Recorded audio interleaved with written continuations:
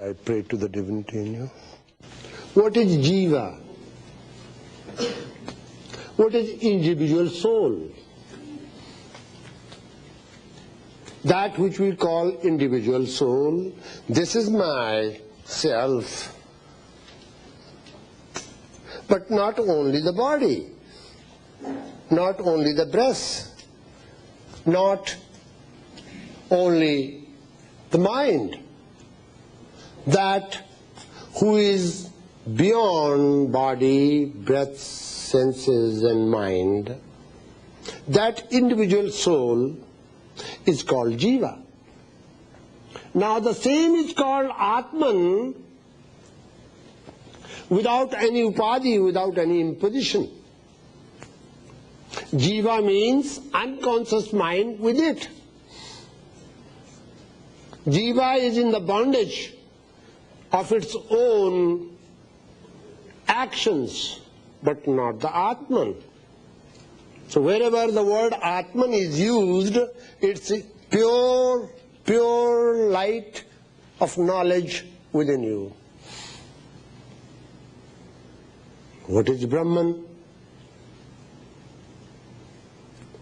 As Atman is river, Jiva is a drop of water, Brahman is the ocean. They are one and the same qualitatively.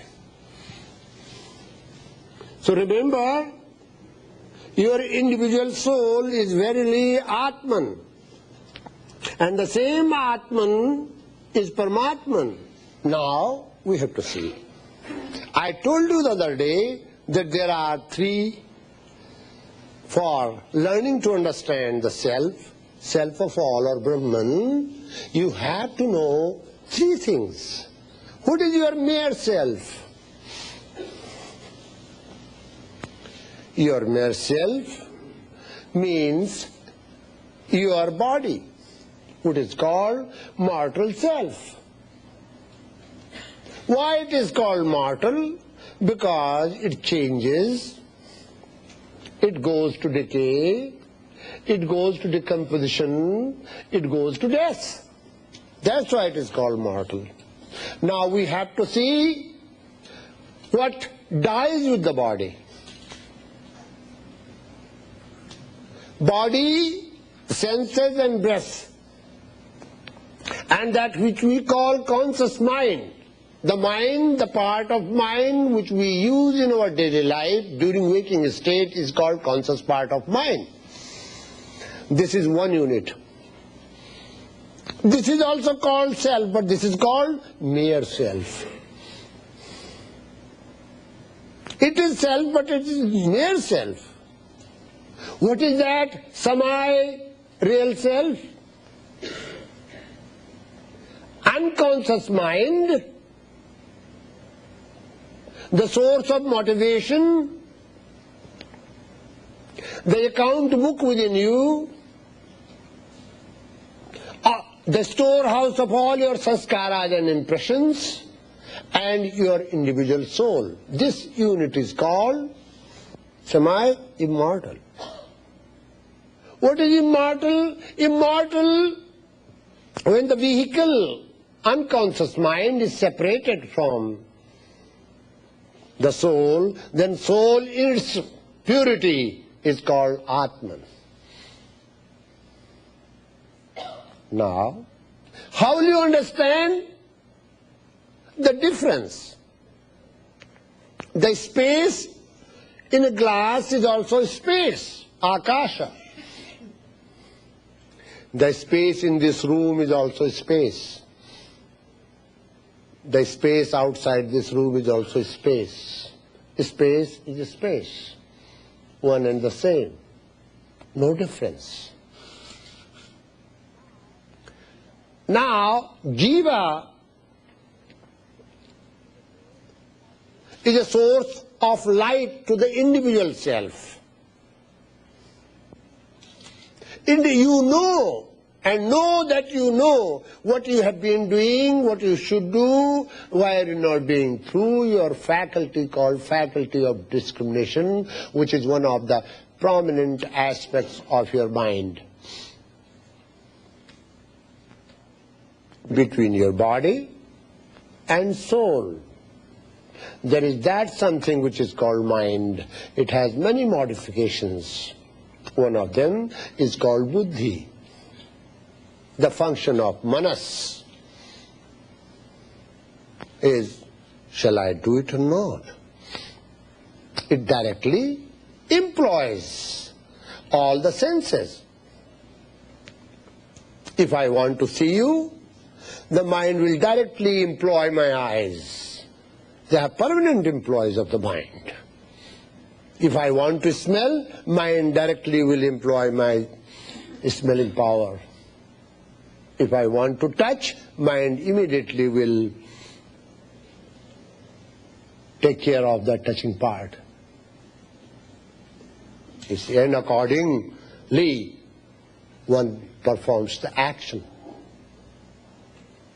So Jiva oversees the soul.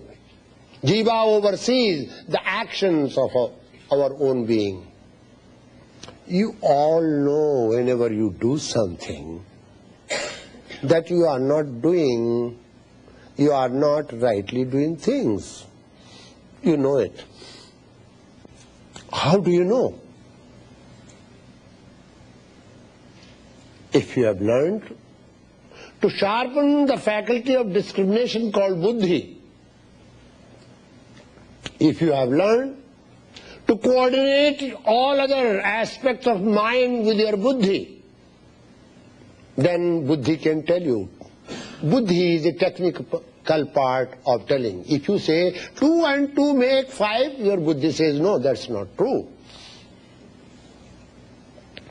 2 and 2 make 4. All digital calculations, all external things can be arranged with the help of buddhi. But a time comes when buddhi also takes off.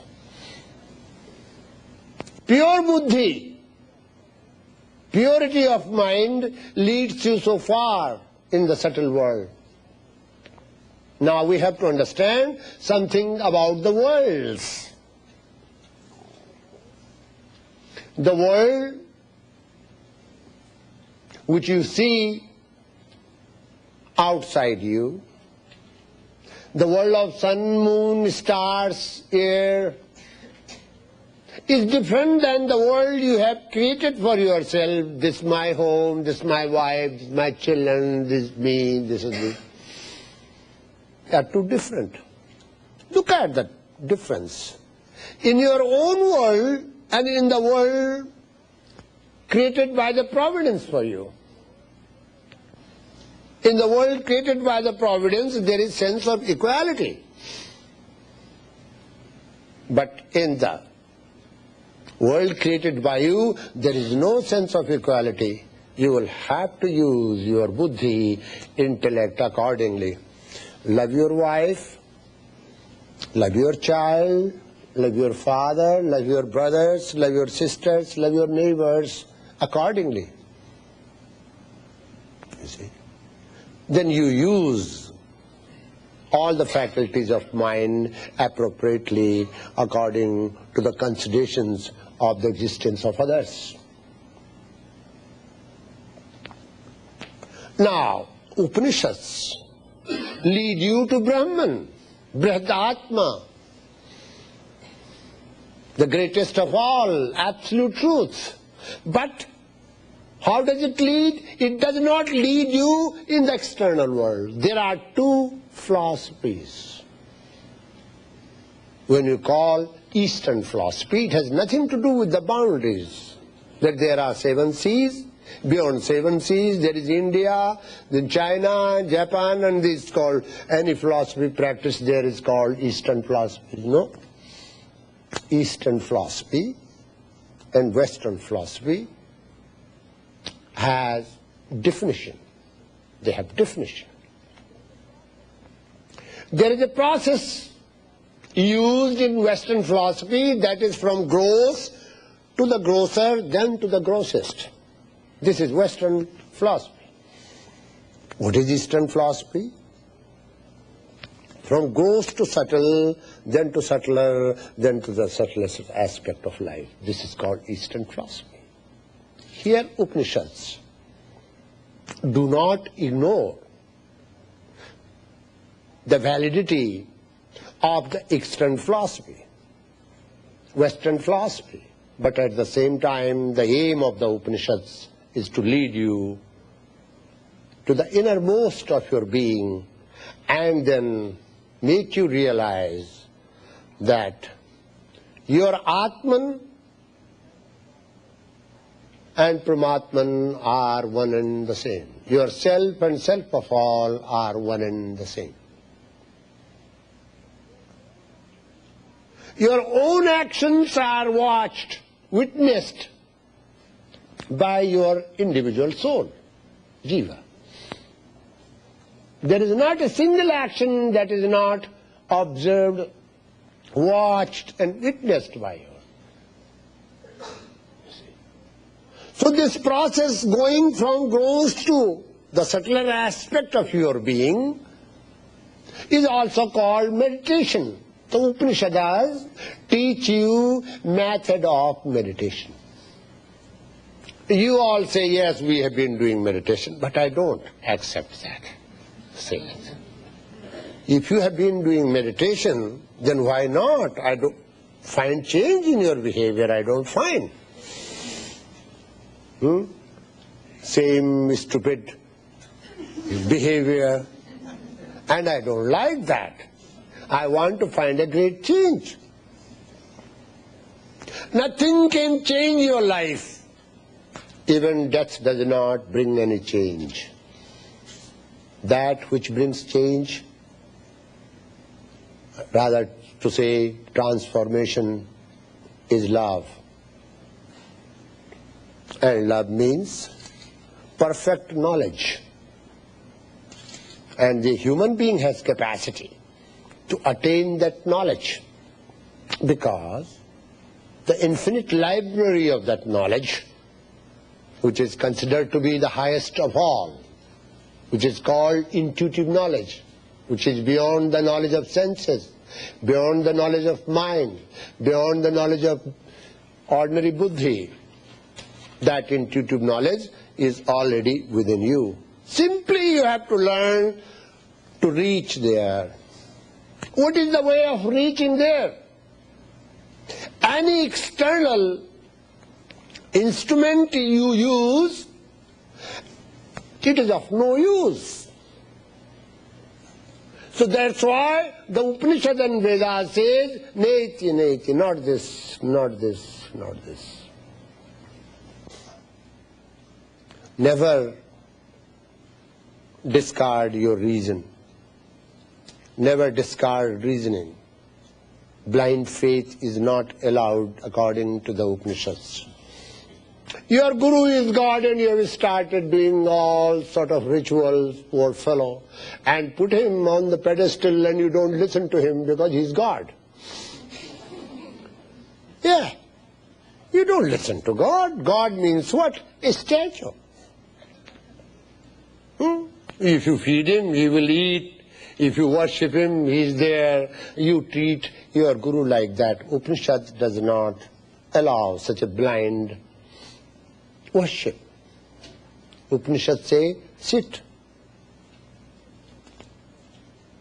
in front of your guru. Sit near him. What for? Not expressing your ego problems. If you ask your guru, where is Marlboro factory? You say, from where can I buy chocolates? And if you do not tell me, you are not a right guru. So then you had it.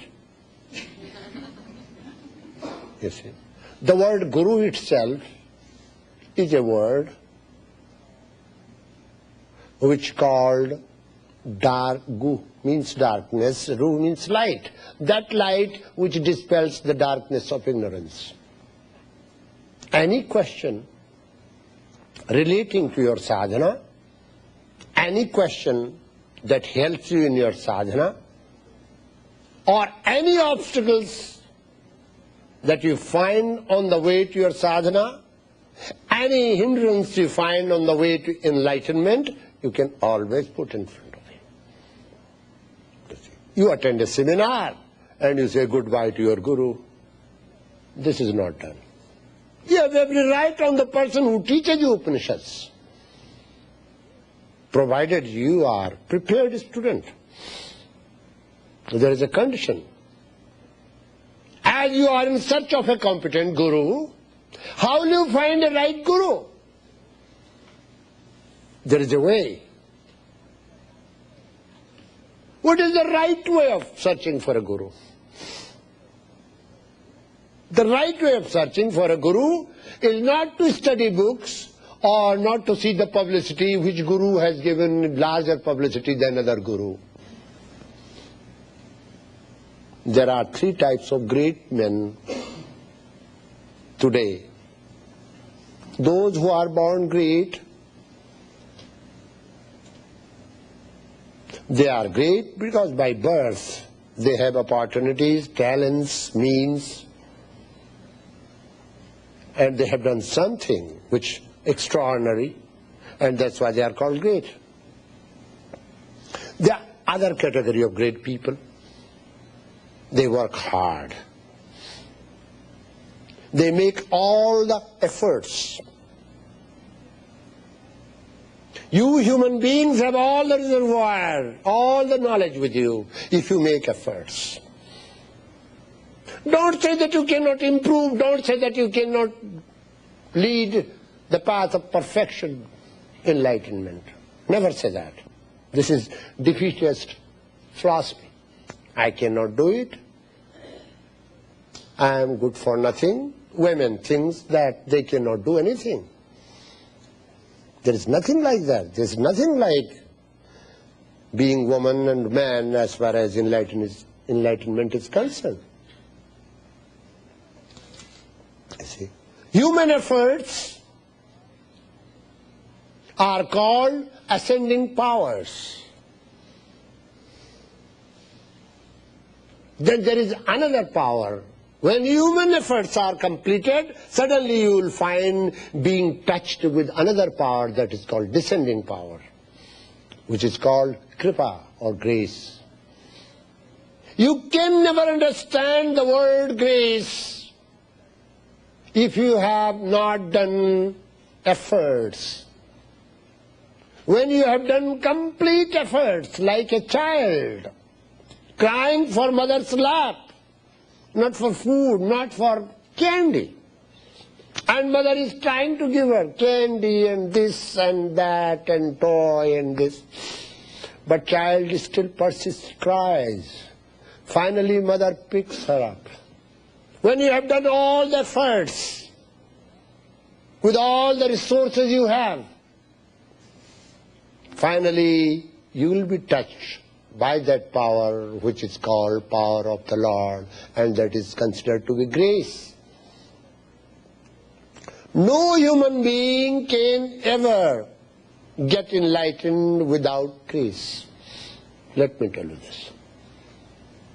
Now, grace is divided into 4 parts. Grace of God, that Almighty Atman, Paramatman, Brahman. Grace of the scriptures. If you don't study good scriptures, how will you formulate your ideas? How will you create your philosophy?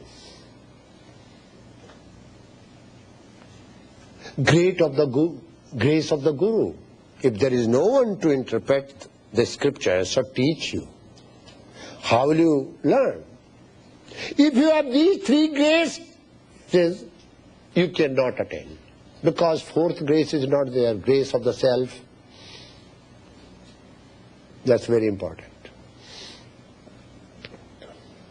Grace of the self. Once what happened, this was all taught to me in my childhood. So one day I got angry with my teacher, my master.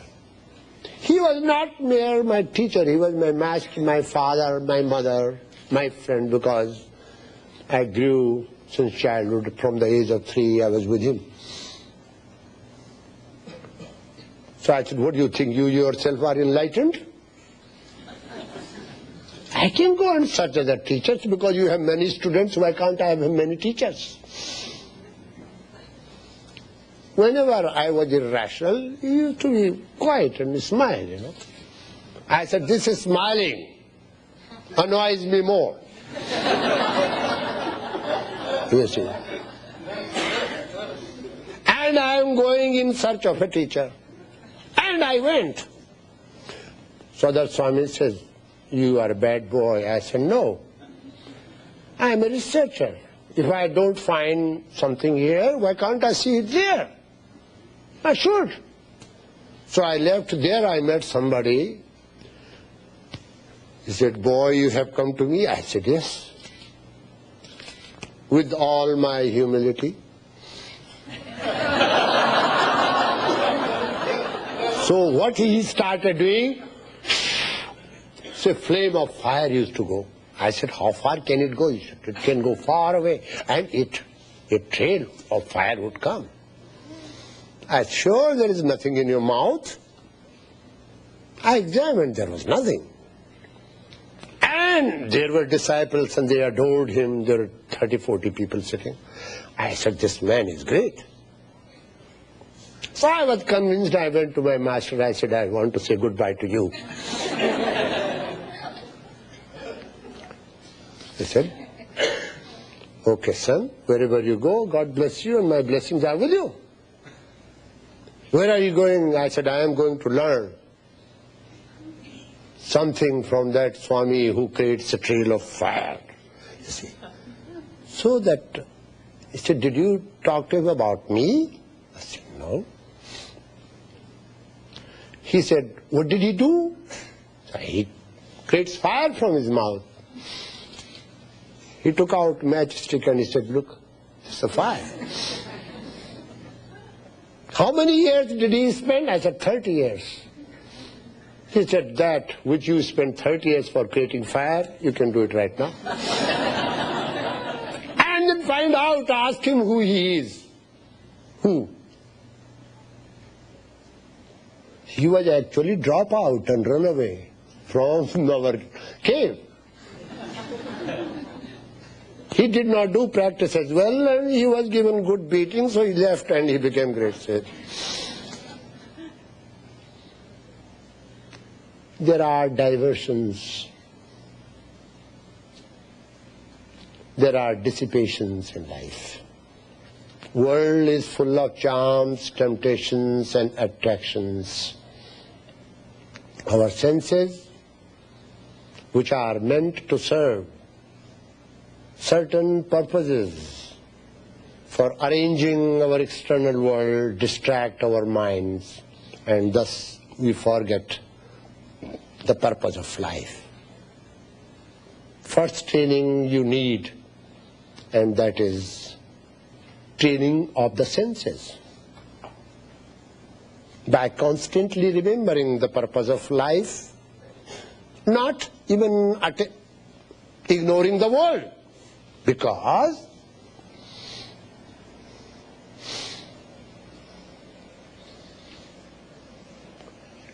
into the blind darkness they enter who are devoted to ignorance. You will have to be a little bit attentive. What is ignorance? And what type of ignorance? Those who are not aware of the soul. This is not the meaning here. Those who are devoted to the sense objects, they are called ignorant here. Where do they go finally? To the blind, because they are devoted to the ignorance. So they perform only the external rituals. No ritual can be performed without the objects. For performing rituals, you need objects. In ancient time, there were categories of students, there were categories of people. So it is meant, Upanishad says, that those who are enjoying rituals, performing rituals, only enjoying the sense objects, they enter into darkness because they are devoted to ignorance. But into greater darkness they enter who engage in knowledge of a deity alone. Now you suffer on account of particular complex. You say, you people are enjoying objects of the world, you are ignorant. But when you examine yourself, you are devoting yourself a small, particular aspect of life, deity. You see. Do you go to greater darkness? Because you are suffering on account of ego problem, you are feeding your ego, and at the same time you are repeating the same thing in a different way.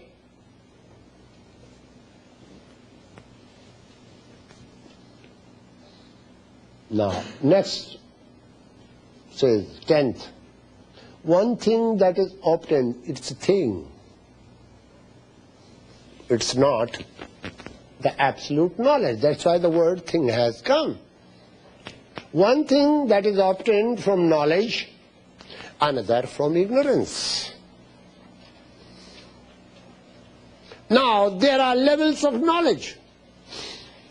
How can we know that there are levels of knowledge? From here I am thirsty and far I see river flowing. I have knowledge of the water. When I start walking towards the river, I have more knowledge. When I go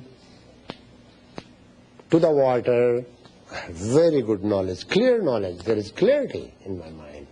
But when I drink the water, then my thirst is quenched. Which part of knowledge you are talking of? So there are glimpses of knowledge in your sadhana. From the very beginning, you do not attain the absolute. From the very beginning, you gradually find the signposts, signals, and then you go ahead. Raja Yoga system offers something like that systematically. When you sit down, what happens to you? Immediately you don't start remembering your mantra and attain samadhi. No. You are not doing meditation properly because systematically you are not following it. Why? There is something wrong with your culture. One thing is very bad. You are wonderful people, very brilliant. American students are very brilliant, better than any other student. I can declare that. Where is the weakness in you? Today you sow the seed and next morning you go and dig it. Why this seed has not grown? It's against science. That seed is sown, it should grow. You see. Then you put it back again and pour water, and then again in the evening you dig and see what it is. Poor seed dies. You water, you see, hurry in your life is very bad. Everything in hurry. And too many worries. And too much curry. These three things in your culture are very dangerous. Everything in hurry, too much curry, and all the time worry. You see?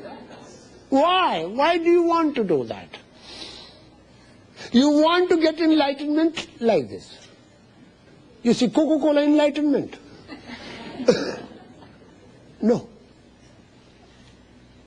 This is not the point.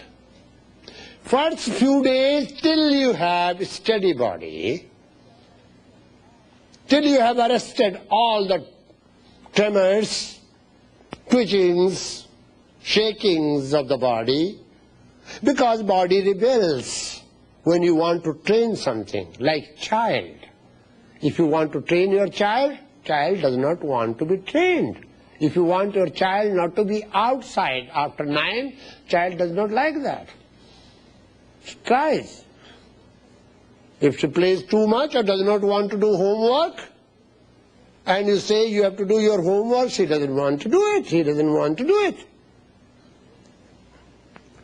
So you have to be, a sadhaka will have to be very careful using its body as you use with your child.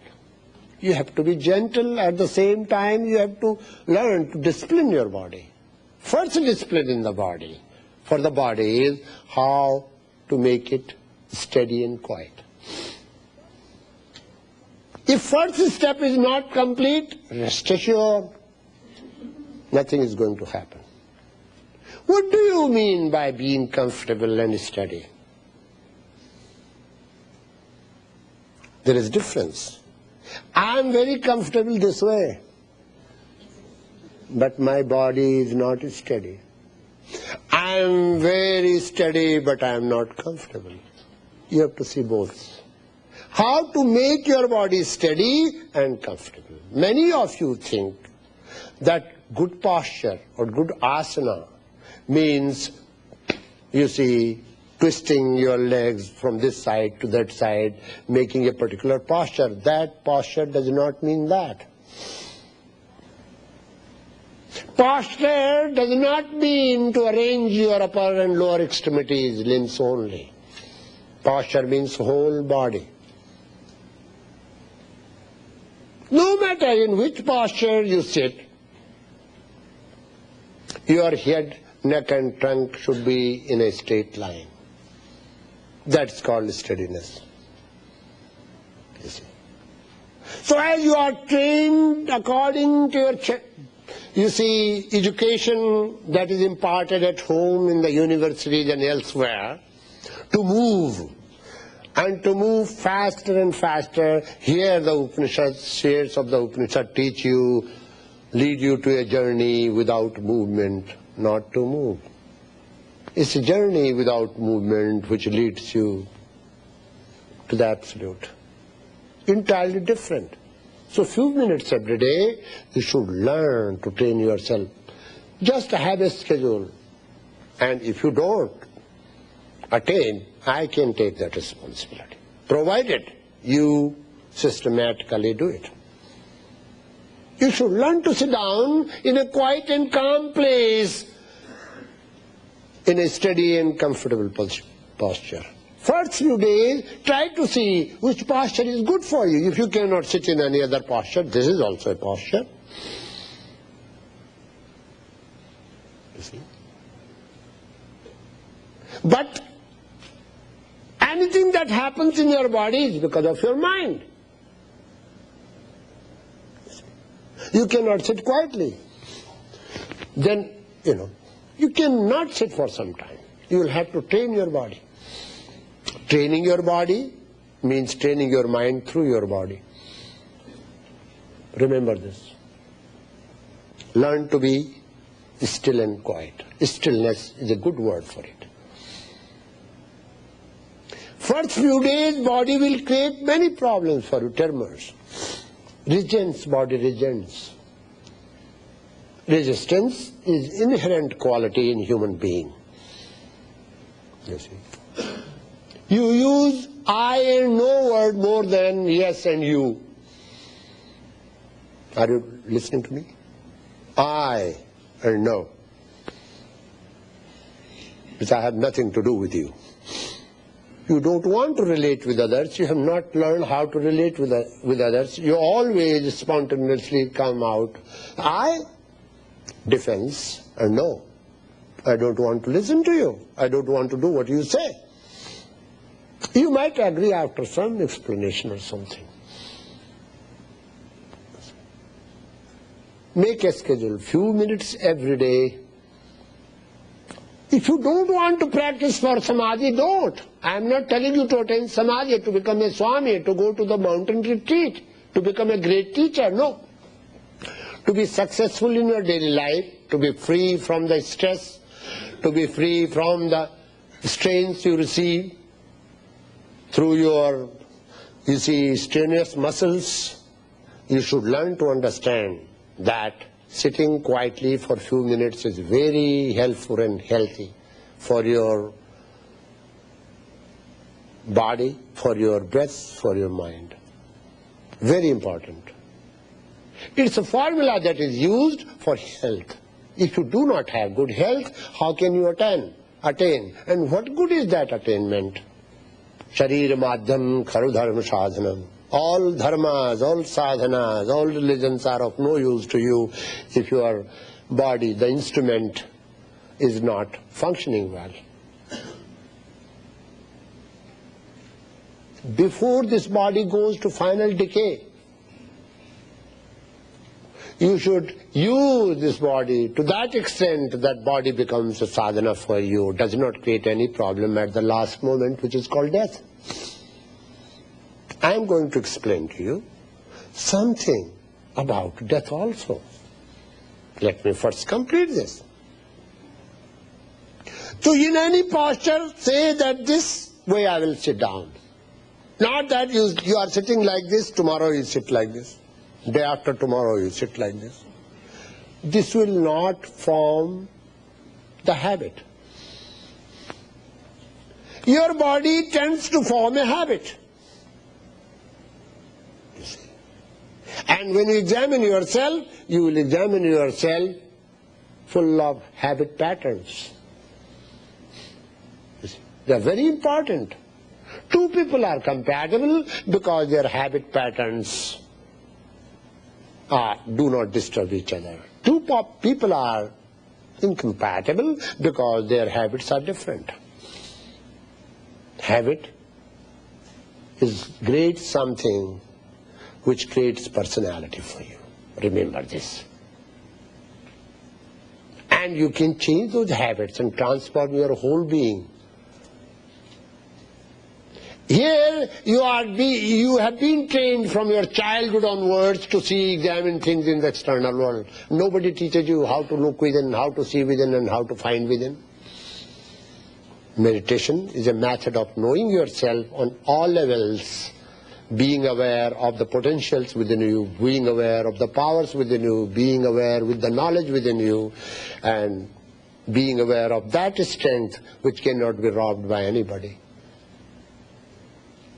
Don't lean totally on the external strength. Yes, external world offers us means. But how to deal with those means need inner strength. So when you sit down, keep your head, neck and trunk straight. And first few days, till you have attained stillness, watch why your body is creating tremors, shaking, moving. Because you have no practice, you have no discipline. Gently go systematically in 6 months' time. Even though if you are second class student, 6 months' time. Third class, 1 year. Many years, you have no class.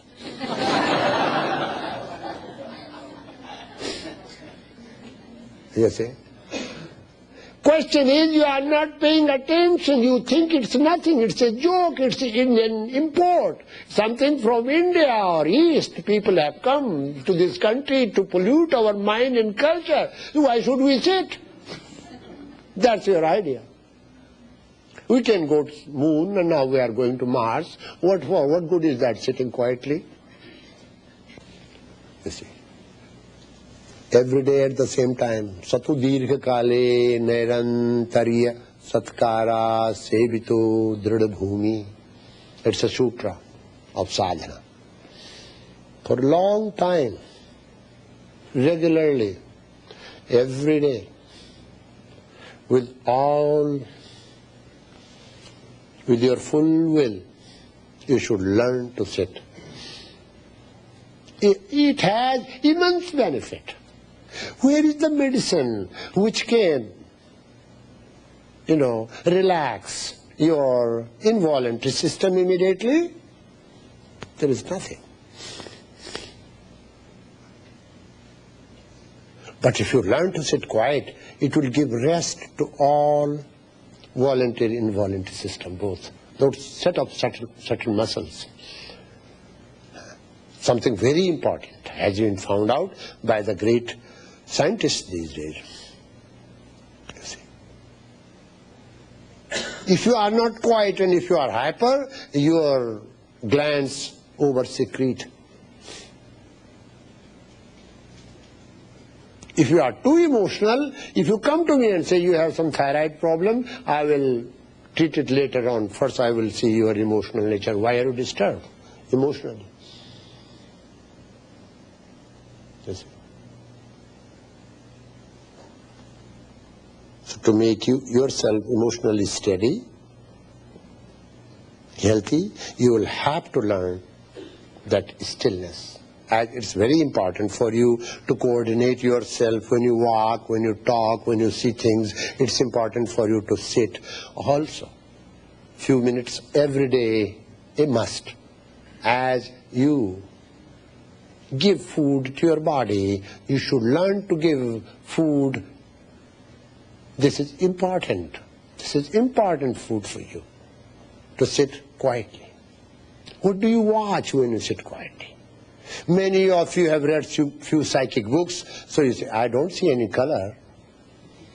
I don't see Jesus Christ coming down from heaven.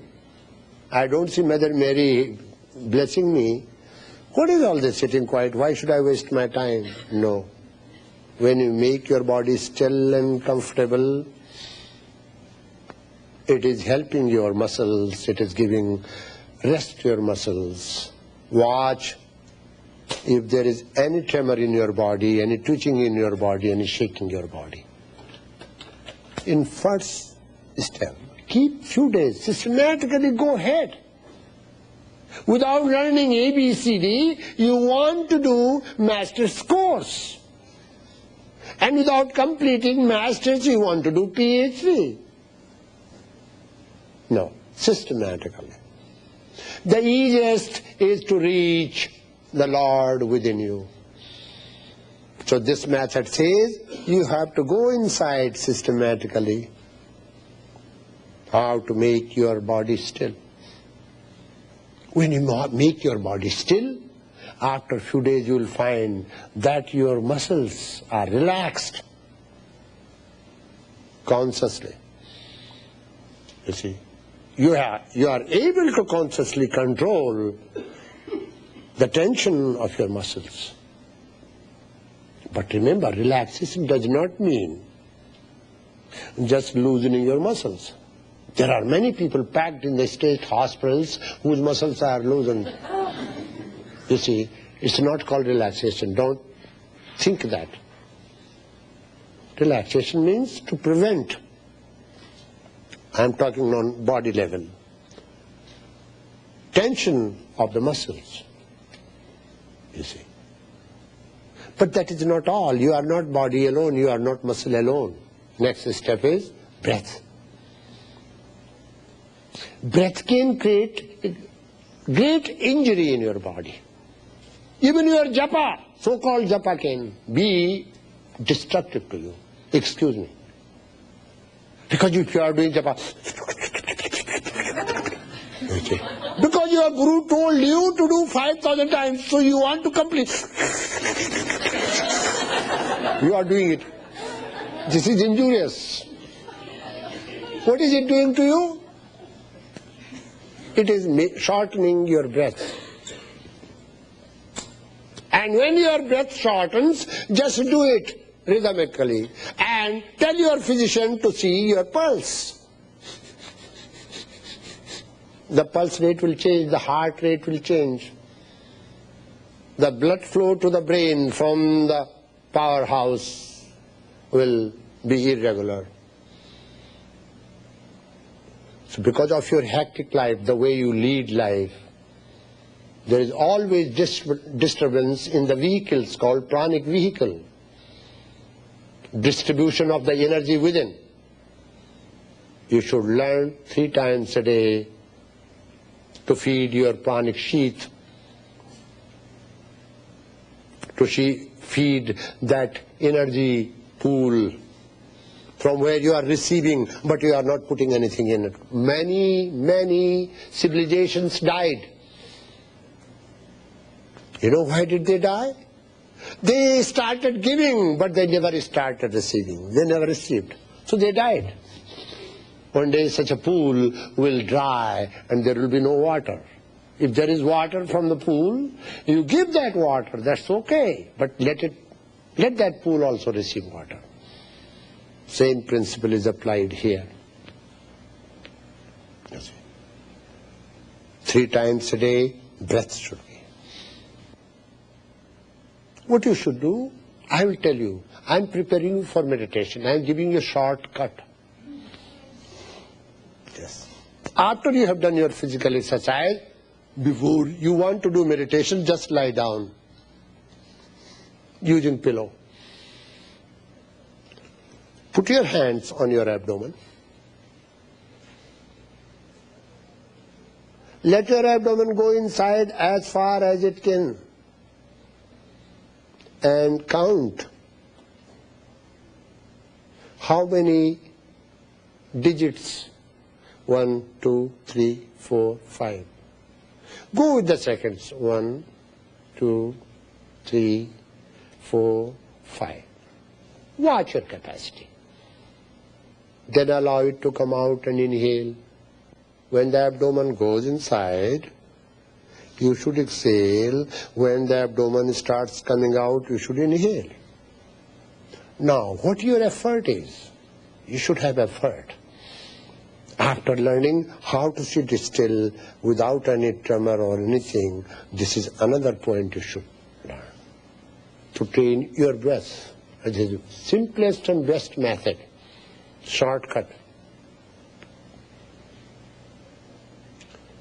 Suppose 1, 2, 3, 4, 5 you inhale. Now you are not creating a pause. It's not kumbhaka. It's not retention. You should start exhaling. How many? 10. If you inhale 4, exhale 8. Twice. When you have inhaled 15 and exhaled 30, you will find tremendous capacity in your mind, in your thinking. Those who have problem of memory, their memory will be increased, I assure you. Those who become out of breath when they walk, it will be improved. And another good point is, with this exercise, when the pranic energy is regulated inside, it slowly helps in reducing your generosity too. Generosity means fat. Okay. Go with this. Now, we will explain this. One thing which is obtained by knowledge and another from ignorance. What is the first step for spirituality? First step in spirituality, how do we see our student? Which student is a good student? A bad student is he who never accepts that he is ignorant. He doesn't want to. First step on the path of enlightenment is you have to accept for yourself that you are ignorant. Because you become aware of the ignorance you have. And what creates ignorance for you? What creates delusion for you? Why your mind, now you are going to. Once you accept that I am ignorant, that might weaken your will. No, immediately you have to go to next step. That next step says, why your mind creates delusion? Immediately say, I overeat, I feel sleepy, means I am lazy, I am full of inertia, I overdo things, I am sexual activities, you see. I think too much uselessly because I have not trained my mind. I imagine things which are not related to me, which are not related to anybody, which are not beneficial. My imagination, my power of imagination is being... You become aware of that which is not needed by you, which is not needful, which is not beneficial for you. You see. So first step of enlightenment is to know that I do not know. Second step of enlightenment, that which I should know and that which I should not know. Too much of knowing and analyzing every object in the world can make you a great thinker of the world, but not great thinker of the Brahman. So you should see what the Upanishad says. The Rishi says, this is a great saying of that student who is very close to his teacher. He said, I have heard it from my wise, I have heard it from my teacher. He was so sure that his teacher was teaching him well. You see.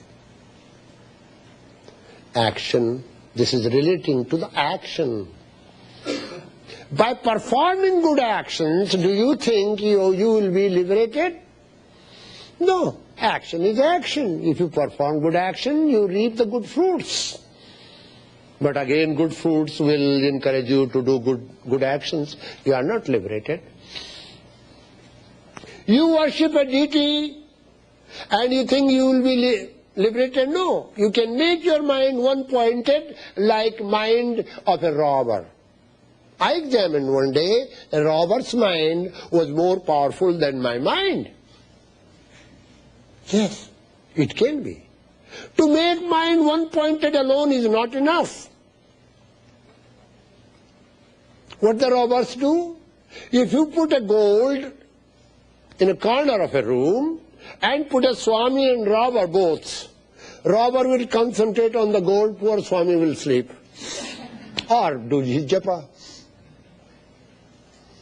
Because robber needs gold, Swami does not need gold. You will find that your mind is always concentrated on something, on sense gratification. And your whole power of concentration is flowing towards that object. You will have to change the groove, you will have to make a new groove for your mind. It's job. It cannot be done without the help of a competent teacher or counselor. You see.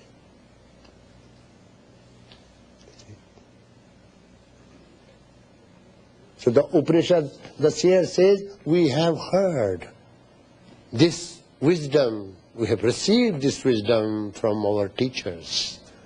So trust us, we are not misleading you. You see.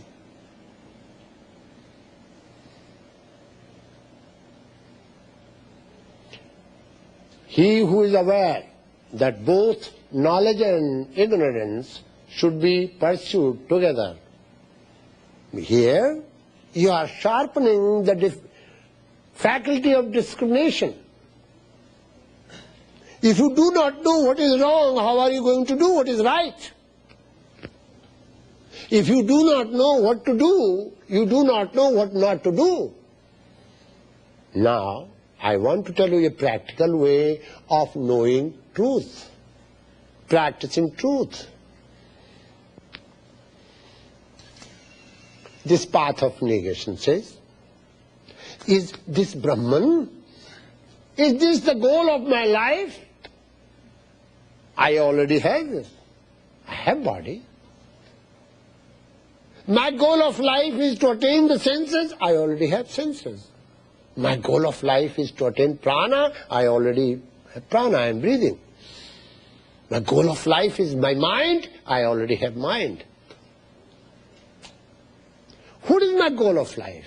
My goal of life is to attain that state of mind, to attain that state which is free from all miseries and pains. And that is possible when I go beyond mind. How can I go beyond my mind? What is the method? What is the application?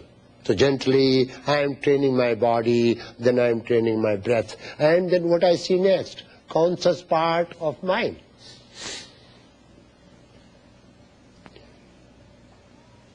Mind is that vast something which lies between you and the reality. Remember, there are three planes of reality. I see you and this variety, many forms. This is a reality. But that reality vanishes when I close my eyes. If it is reality, it should not vanish whether I close or open my eyes. It should not be dependent on my closing and opening the eyes. So there is another higher reality. That higher reality I can perceive through my mind. But mind perception also are limited. There is some reality which is not subject to change beyond my sense perception, beyond the conception of my mind, and that is called Brahman. That is the goal of my life. That alone can make me happy, free from all pains and miseries. But before I reach there, I have to use a system, and if I do not follow that system, I will never do that. If I do not know what is avidya, I cannot know what is vidya. Now I want to practice what is truth. You know why children do not understand all this? Because parents themselves do not practice. I ask a parent, if a child like me says, come on, tell me how to practice truth, I want to. Am I a fool not to? Who is that fool who does not want to practice truth and God? Why do they not practice? Because they are not taught. Parents themselves do not know. I tell you one thought. In the city of Agra, a mother was holding the child, and the child was very brilliant. So there was one prostitute sitting on the quarters. So that child said, Mummy, who is she? Mummy said, she's a bad woman. But you are also a bad woman, Mummy. You spank me, scold me. Mummy could not convince her. Why was she bad? Why her mother is not like her? So is the case with the mind. A time comes, and during that time is a period of argumentation, and it should not die. It should live. And a time comes when it subsides and you go beyond. You go beyond. So how will you teach your children to speak truth? You cannot. Unless you understand the other side, what lies. Is this stable? No. That which is not to be said should not be spoken. That which is not to be done should not be done. So you are doing, that is to be done. You are speaking, that is to be spoken. This is called truth. You speak truth by not lying. Instead of teaching children, speak truth and spanking them, and they do not know why you are spanking them, why you are punishing them.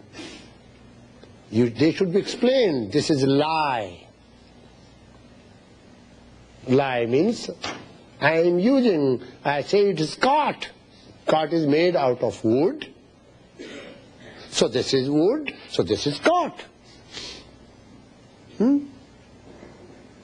I am lying. What this lying means, I am not relating properly. What lie does? Lie breaks the communication between the two. That's what lie does. What truth does? Truth establishes communication between the two. What is between the two? That reality. That absolute reality which is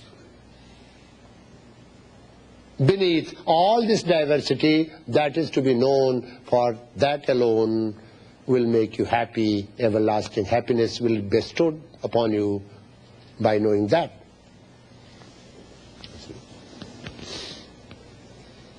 One who is aware of that knowledge of right and wrong, then he overcomes death. What do you mean by overcoming death? How death can be overcome? Very silly. Death is bound to come. How could it be overcome? The pain of death is overcome.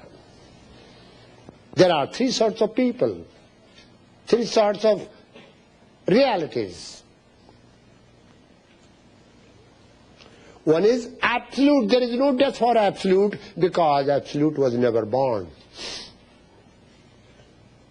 The great people also do not die, because death is under their control. They are born, they were born because they wanted to be born to serve their people, to serve their fellow men, to serve their nation, to serve humanity. So they came with this determination that we will go to the world and serve the people. They did not come over here to enjoy your hospitality. They came over here to serve you. You see? So if you do not help them, at least do not create problems for them. I always tell my students, please don't do anything, don't touch my feet or head. It is not going to help me. I tell you one thing. One day, I was pressing the feet of my master. He laughed. I said, why are you laughing? I was very close to him and I used to beat him in my childhood. You see? You're my father too. He said, don't press my body. I said, but I like to serve you, I do it. He said, I will tell you to stop it. And I will still continue. He said, you are pressing my mouth. Means you are not listening to me.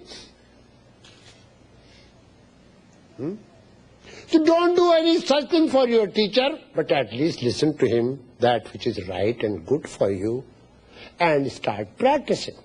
And if you find problem, go to him. You said like this and it is not happening. Will you please tell me, up to this date, no student came forward and say, I have a problem in meditation.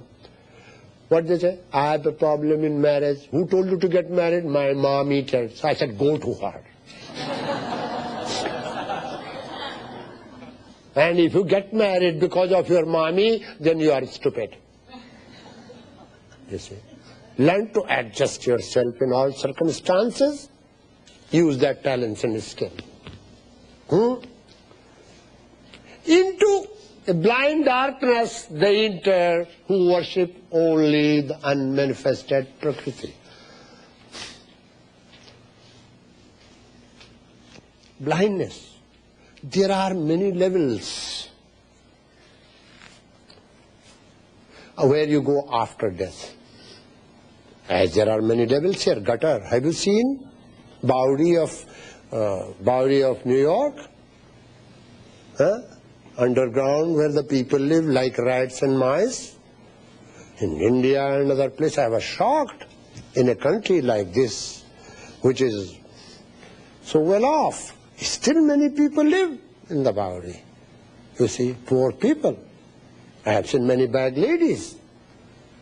Number is very less. In other countries, only 5 to 10% people are well off, rest, sleep on the footpath, expecting to live for next day.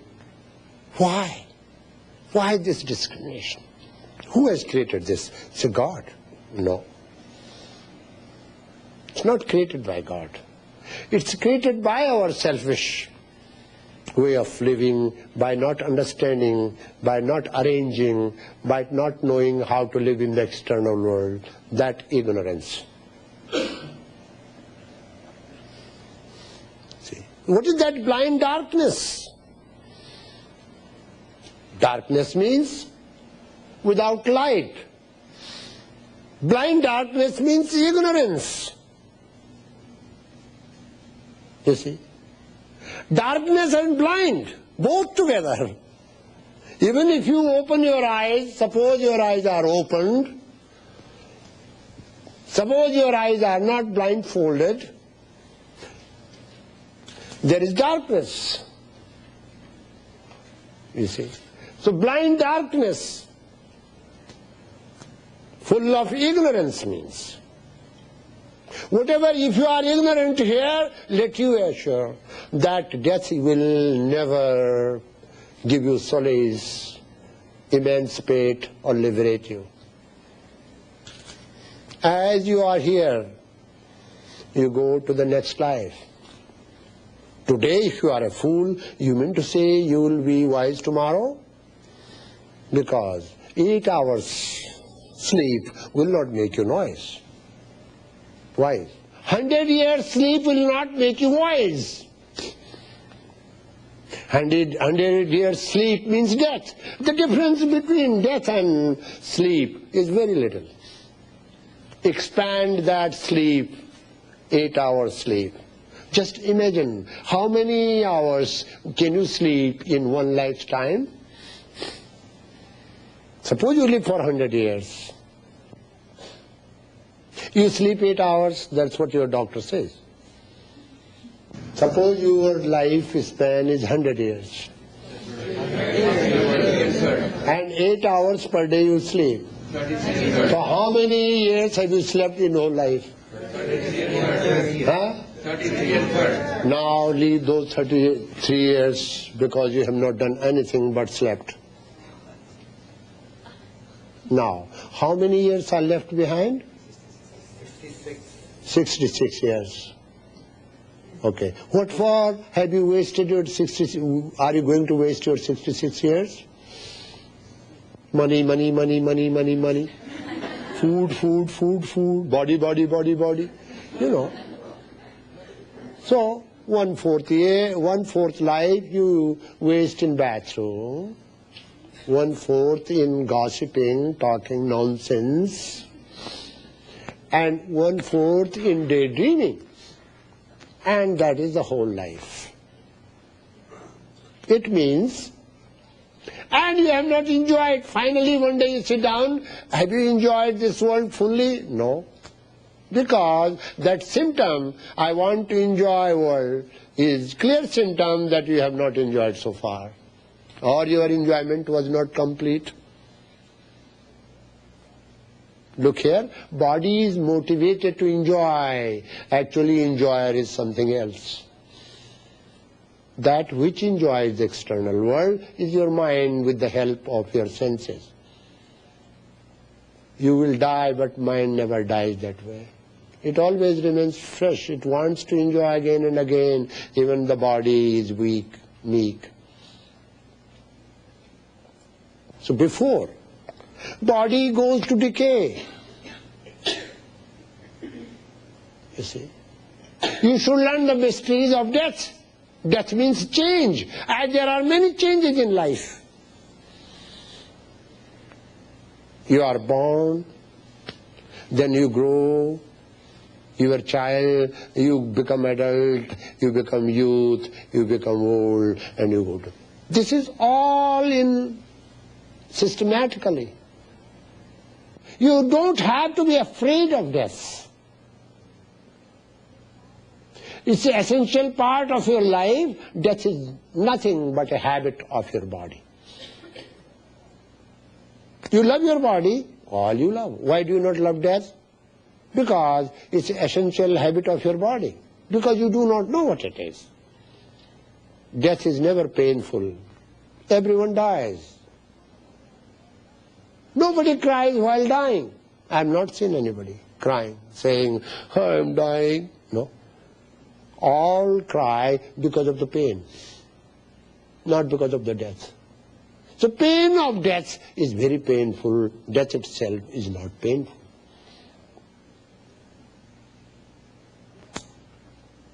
So there are one absolute truth never dies, but the second one who knows what death is also called Amara.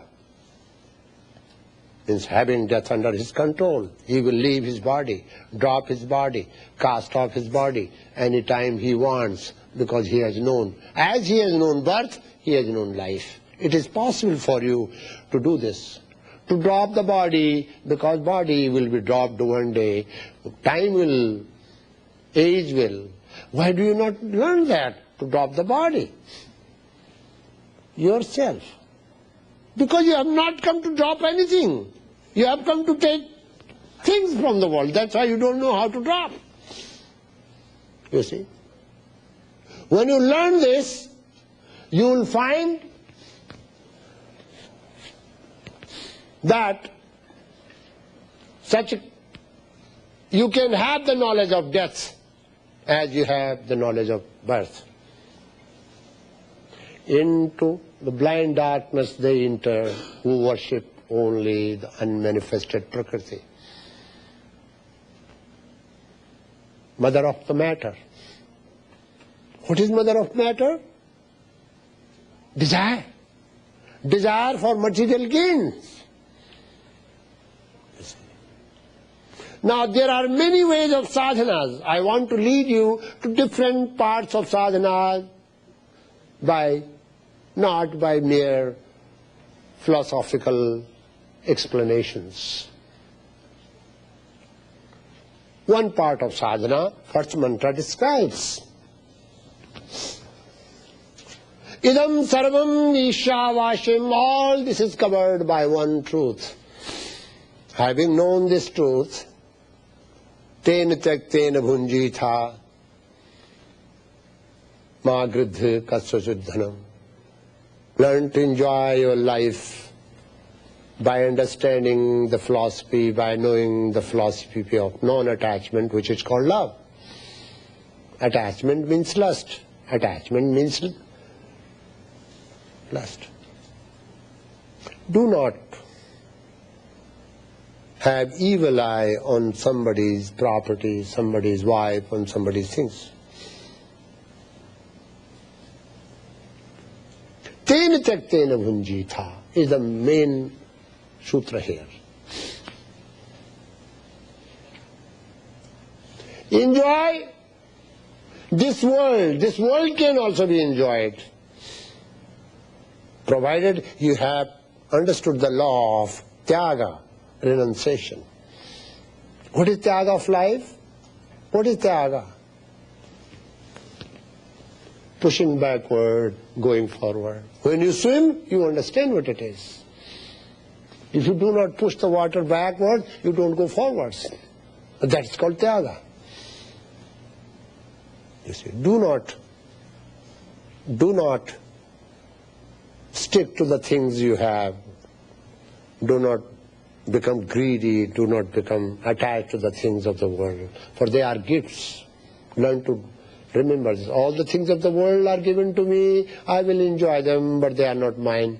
This should be a sutra of your life.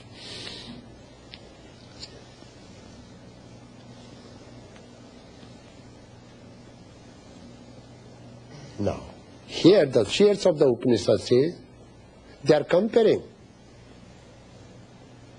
See, you are worshipper of God. He should be adored. Upanishads do not say that. Tiger is also God, but tiger God should be son. Upanishads say, if you want to improve. You see. So they say, but into greater darkness, they enter who worship manifested Hiranyagarbha. The form of unmanifested or manifested object or any type of Prakriti, both are one and the same. A greater darkness.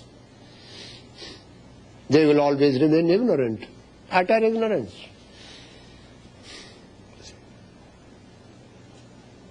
How many people become aware that they have to attain the goal of life? Very few. How many of them try? Fortunately few. How many of them practice and go few steps ahead? Very, very few. And how many reach there? Exceptionally one or two. Because of the determination you have to build, the willpower you have to have, dynamic will you should have, you see. All the human efforts you should. Next, Mantaj will explain the methods, and then I will explain at least 3-4 methods of sadhana.